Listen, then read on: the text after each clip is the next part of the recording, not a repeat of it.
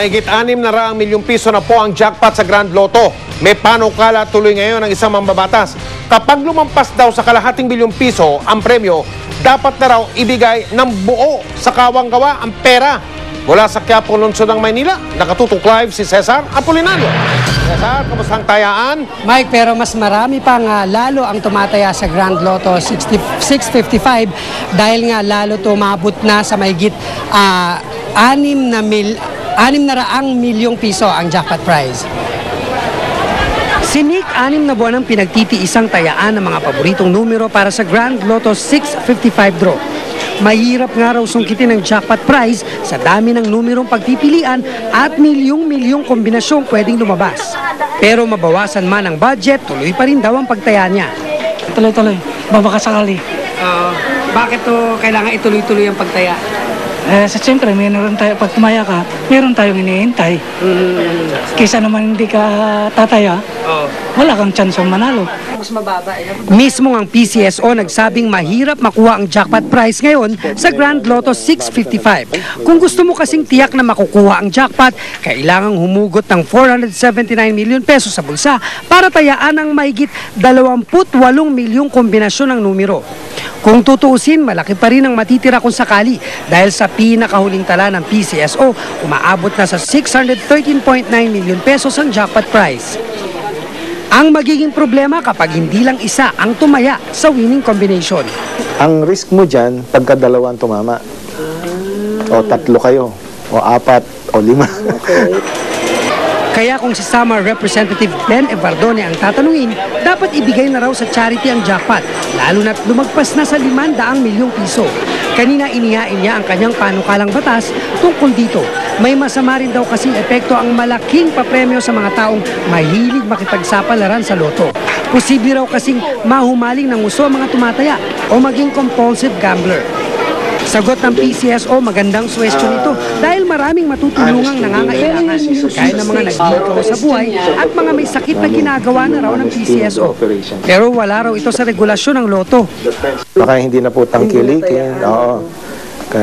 Kasi nga po, ganun po ang mechanics nito eh. At ang game na ito ay design para to attract also yung mga patron natin and also to contribute for charity.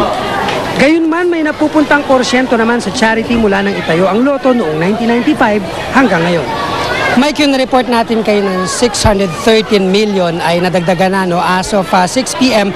ay umabot na sa 623.2 million pesos ang jackpot at madadagdagan pa yan hanggang mamayang alas 8 ng gabi, Mike. Hanggang alas 8 ang tayaan, Cesar, no? Alas 8 ang tayaan, magsasariya ng alas 8, alas 8:30 naman yung bola mamayang gabi rin, Mike. Maraming salamat, Cesar Apolinario. Mga kapuso, bukas na po ang Noel Bazaar sa World Trade Center. Doon po makakabili kayo ng mga mura at kakaibang regalong pamasko. Makakatulong pa po kayo sa mga nangangailangan sa pamagitan ng GMA Kapuso Foundation. Narito po kung paano. Punta kayo doon, no? Ito, nandun po ngayon si Bernadette Reyes. Bernadette! Mike, kung hindi pa kayo tapos sa inyong pag-Christmas shopping, bukas na nga itong Noel Bazaar dito sa World Trade Center kung saan maaari na makapag-shopping, makakatulong pa sa mga charities sa mga namimili.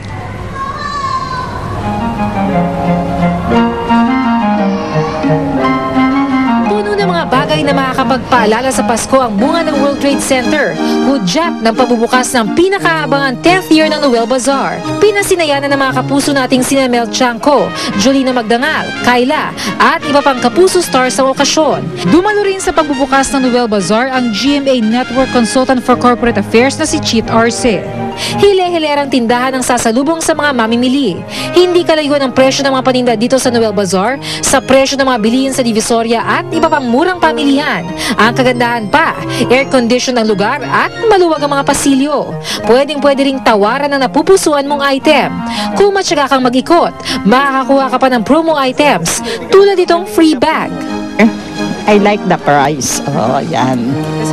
Sa Divisoria, baka siksikan. Hindi ako makakita na maganda. There's so many things that you can buy. Reasonable prices for giveaways. Mahigit 500 tindahan ang matatagpuan dito sa Noel Bazaar. At kahit pa maubos ang inyong pera sa kaka-shopping, walang dapat ipag-alala dahil meron din dito mga ATM machines. O di naman kaya, maaari kayo magbayad gamit ang inyong credit card. If you want a cheap gift, you want something in the middle, or you want something high-end naman for your loved ones, nandito na siya lahat. Kumbaga, everything under one venue. If you will also have to go one by one to all the 500 concessionaires, magugutom ka din. So, masasarap din yung mga binibentang pagkain ng mga food concessionaires ng Noel. Regalo ba para sa iyong kaibigan na mahilig manigarilyo ang hanap mo? Ito ang e-cigarette na di nakakasama sa kalusugan. Kakaibang pangregalo rin ang telephone set na ito na hugis bungo at hugis dila. Nakakatuwa ring pangregalo ang head massager na ito. Pati nga mga dayuhan, napabilib sa dami ng mga bagay na mabibili dito sa Noel Bazaar. But my wife bought several pair of jeans and very good price. Excellent. Okay. I recommend it to my friends. Okay, thank you. Thank you. Pero higit sa shopping, layo ng Noel Bazaar na makalikom ng pondo para sa charities. Kabilang na ang GMA Kapuso Foundation, Bantayog ng mga Bayani Foundation, at Associate Missionaries of Assumption. Makikinabang din sa proceeds ng Noel P. Gozon Medical Clinic at St. Peter at St. John Parish. No, dito, mamimili ka na, mura pang bilihin, maluwag, masaya, malamig, mamili. At the same time, nakakatulong ka sa marami sa mga kababayan mong nangangailangan through the GMA Kapuso Foundation. Halimbawa na Mike, bukas itong Noel Bazaar hanggang sa November 29 simula alas 11 ng umaga hanggang alas 9 ng gabi kapag ka weekdays. 10 o'clock naman ang closing time kapag ka weekends. At Mike, may part 2 pa itong Noel Bazaar sa December 18 hanggang 23. Mike? Bernadette, lilinawin ko lang, di ba na makulit yung sinabi mo kanina, hindi ko makalimutan pwedeng tumawad dyan sa Noel Bazaar. Oo, Mike. Tama ka dyan. Pwedeng tumawad dito. Parang ang nasa Divisoria ka lang din. Sa katunayan, kanina ako'y gumawa ng konting shopping at nakatawad naman ako dito sa Noel Bazaar. Mike? Maraming... Ikaw hindi ka natatawad. Tatawad. Ay, kaya ka naman, Mike, kung tatawad ka. Tawad tayo. Maraming salamat, Bernadette Reyes. Abangan!